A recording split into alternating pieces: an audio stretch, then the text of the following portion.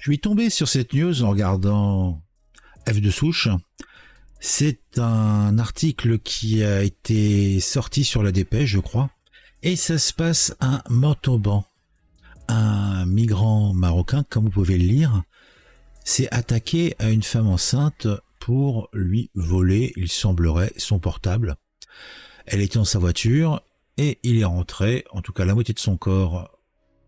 Il a fait acte de violence pour voler le fameux portable. Il a pris la fuite et il s'est fait choper quelques minutes plus tard.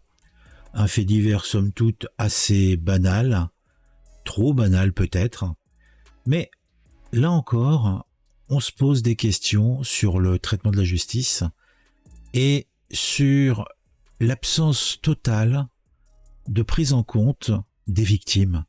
On s'intéresse beaucoup aux coupables. Par contre, les victimes sont laissées sur le bord de la route et c'est intolérable. On se fait une petite intro et puis on en discute ?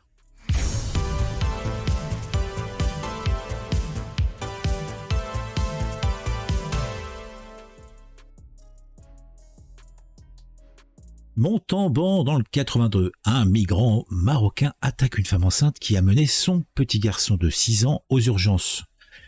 Il écope de 6 mois de prison avec sursis, c'est pas charmant. Alors, on peut parler de cette dame qui déjà devait être légèrement stressée puisque son gamin devait avoir un souci pour qu'on aille aux urgences en pleine soirée. En général, c'est que on est inquiet, fièvre ou je ne sais pas, autre chose. Il s'est fait un bobo, en tout cas, les urgences. Et là, elle se fait alpaguer par un gars. Celui-ci voulant lui piquer son petit portable. Alors moi, je suis un petit peu troublé parce que je me dis dans quelle situation je serais si j'étais le mari de cette dame, si j'étais son compagnon, si j'étais le père de ce petit garçon.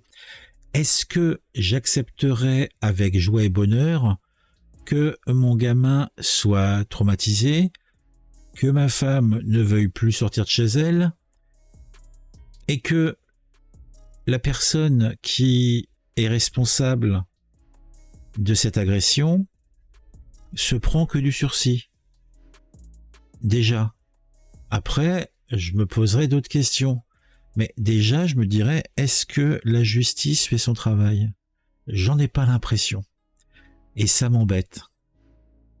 Les faits se sont produits le 21 juin dernier à Montauban, aux alentours de 21h. La victime, une maman enceinte qui conduisait son fils de 6 ans aux urgences, s'est retrouvée arrêtée à un feu rouge, la fenêtre ouverte. Ça doit être pendant la période où il faisait particulièrement chaud, je suppose. C'est alors que Bilal N surgit de nulle part, introduisant la moitié de son corps par la fenêtre ouverte du véhicule pour subtiliser le téléphone de la conductrice. Malgré la panique de la victime et ses tentatives pour l'en empêcher, Bilal a arraché le téléphone de ses mains. Des témoins ayant assisté à la scène ont immédiatement alerté la police et ont poursuivi l'individu, le voyant se réfugier dans un immeuble. Ils ont finalement retrouvé le téléphone et l'ont empêché de s'échapper jusqu'à l'arrivée de la police. Déjà, ce qui est plaisant, c'est qu'il y avait des témoins, ils sont intervenus et le méchant, le pas beau, a été interpellé. Après, c'est là où ça se complique.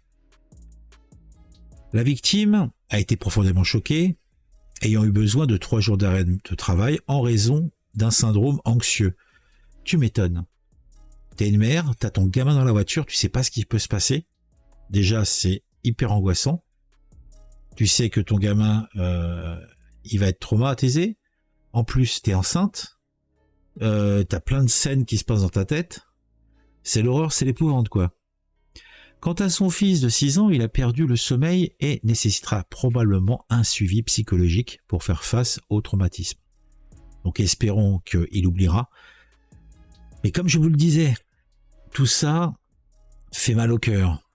Après délibération, le tribunal a condamné Bilal N à 6 mois de sursis simple avec une période probatoire de 5 ans.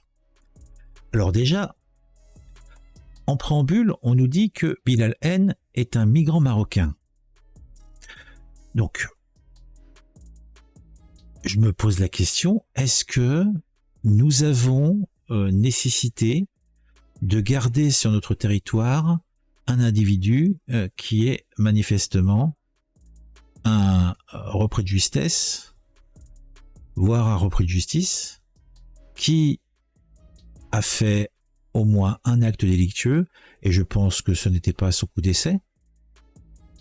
Et déjà, nous parlerons de la peine en elle-même, 6 mois avec sursis, et le fait que pourquoi ce monsieur n'a pas une reconduction à la frontière. Je ne comprends pas très bien. Pourquoi garder des individus qui sont manifestement là pour s'enrichir, en tout cas faire suer les gens, et n'apporter aucune puissance de travail à notre pays?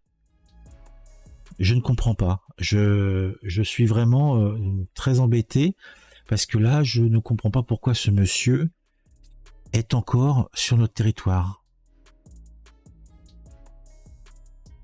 Est-ce que la France est une poubelle qui doit se coltiner tous les individus que leur pays d'origine ne veulent plus? Et comme je l'ai dit, moi, si j'étais le père de cet enfant, le conjoint de cette dame, je me dirais qu'il y a véritablement injustice et je souhaiterais que cela soit réglé autrement. En tout cas, on en parle en commentaire, n'hésitez pas à les mettre. Mettez un j'aime aussi, vous pouvez également vous abonner à la chaîne. N'oubliez pas d'activer la cloche. Et comme je l'ai dit, partagez autour de vous. Et discutons de tout ça en commentaire. Moi, c'est ce genre d'histoire qui me rend un peu fou.